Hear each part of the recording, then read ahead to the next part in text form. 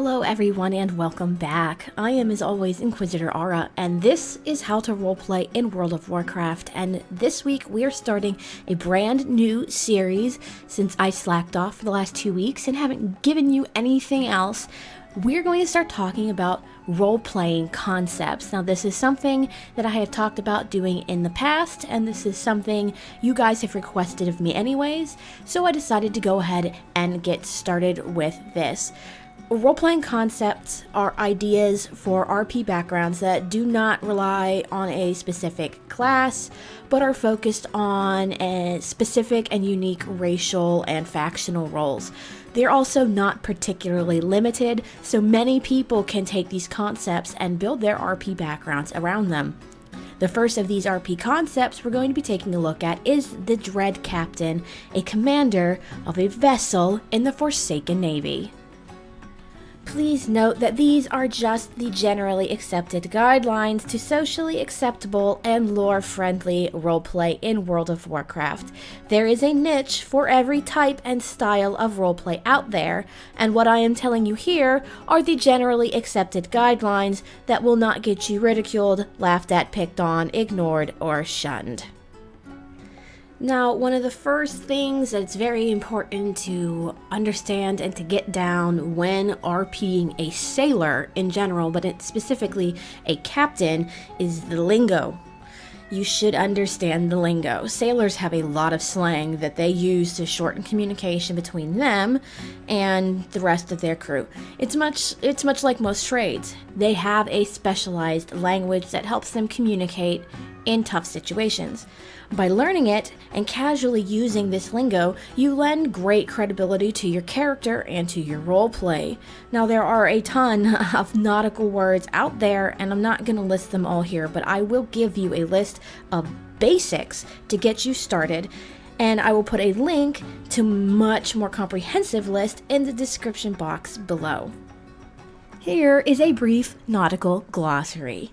Ahoy is a sailor's call to draw attention to something, as is Avast, though that's telling you to stop whatever it is that you're doing. Port is the left side of both you and your ship. Starboard is the right. And fore and aft refer to the front and back parts of the ship. The bow is the part of the ship that's at the very, very front, and the stern is the part that's at the very, very back. A bulkhead is a wall, and the deck is the floor. A fathom is a measure of depth that equals 6 feet.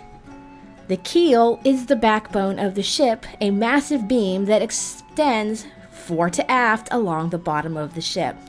The forecastle is the forwardmost weather-exposed deck. Now we're going to get into the fun stuff. These are more of the technical terms of sailing in general.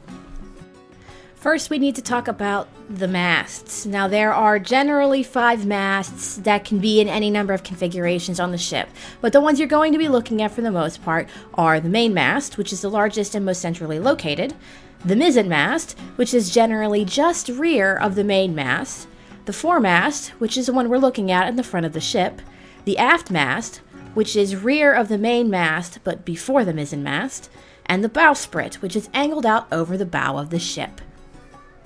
And of course, hanging from the masts are the sails. Now, the sails are classified based on the shape and location of the sail. Most of the time, though, it will be the location. Your most basic sail is going to be your square rig. Now, I say square rig because the sail itself is square or centered above the keel line, not because it's actually a square.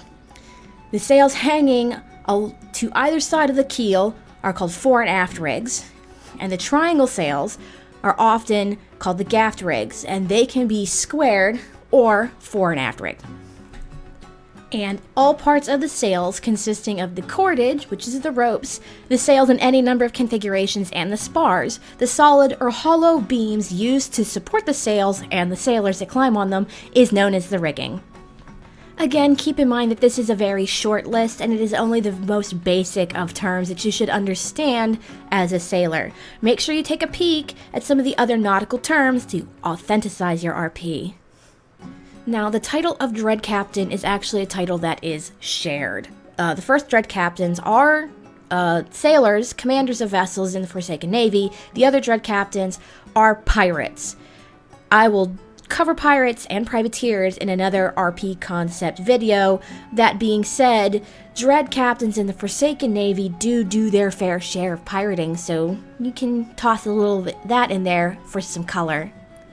All of this aside, you are a dread captain, which means you have a ship, which means your ship should have a name. For instance, the character you see me walking around in this video is my dread captain, Vissa Delmon, and she currently commands a ship named the Coffin Hauler. Sailors have ships, ships have names. Bonus if you can commandeer a ship in the game and make it yours. I would like to point out there's a great one at Dreadwake's Landing, but watch out, Worm Rest Accord, because that one's already been claimed. And where there is a ship, there is also a crew. Whether they be NPC or PC, having a general idea of what crew positions you have, which ones are filled and which ones are available on your ship is beneficial. Come up with names and personalities. Write the canon of your ship and her crew. Remember, the ship and the crew are a huge part of the captain's life, and your RP should absolutely reflect this. Also, a dread captain and her crew are a functioning unit, and captains frown on others commandeering their troops. A captain's word is law on her ship, and a ship's crew is the ship. When it comes to dealing with soldiers in command, one phrase should be kept in the back of your mind. My ship, my crew, my rules. A ship's crew spends a lot of time together. They know how to fight as a unit, react as a unit. There's a bond the seagoing share, and many sailors frown upon newcomers, especially soldiers, trying to fix what isn't broken in their system. No matter what else happens, the ship and her crew are the captain's life, and she should absolutely take no crap when it comes to outside interference in ship and crew status and placement. All this being said, you as a dread captain and your ship have been around the world many times. Think of places your ship might have traveled to. What did you do there? Was this part a port call or a vacation spot? A military target, or just a place to loot and pillage? What military campaigns have you been a part of? Remember, sailors are not soldiers and are unlikely to fight in one-on-one, face-to-face war. They are likely to have very strong opinions on where they go and what they do. They aren't ground pounders. Sailors prefer to do their fighting in the open sea, trading broadsides, launching lightning raids on unsuspecting merchant vessels, coastal villages, or bombarding a shoreline in support of ground pounder forces. The last thing we're going to cover is that being a sailor often comes with a very particular mindset, and dread captains are no different. In fantasy settings such as Warcraft, sailors are often afflicted with both a powerful wanderlust and an inherent love of the sea. Use this. Sailors, even modern ones, are often widely traveled and speak with hushed, reverent tones of the sea at night. Sailors have stories, and many of them are wildly unbelievable, yet entertaining. Sailors work hard when underway and party hard when in port. Sailors are boisterous and high-spirited, and even though the dread captain and most of her crew are forsaken, this often carries into undeath. Use it. Use these stereotypes. They are so much fun.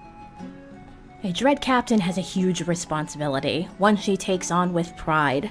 Her ship and her crew are her life, and in return for unwavering loyalty, the dread captain leads her sailors with grace, fighting alongside them and sharing any loot and grog they get together. Well, that is going to be it from me for this week. Thank you guys so much for watching. Remember, if you like what you see and you want to see more, make sure you hit that like button. Don't forget to comment below, and don't forget to subscribe. I also have a Patreon. The link is in the description box below, as well as up in my channel header art. So if you want to help me improve my video quality, make sure you stop on by and donate. Remember, your donations go directly to things to improve the quality of my videos and may lead to more videos per week. Anyways, guys, thank you again so much for watching. Have a great week, have a great weekend, and I will see you again in Azeroth.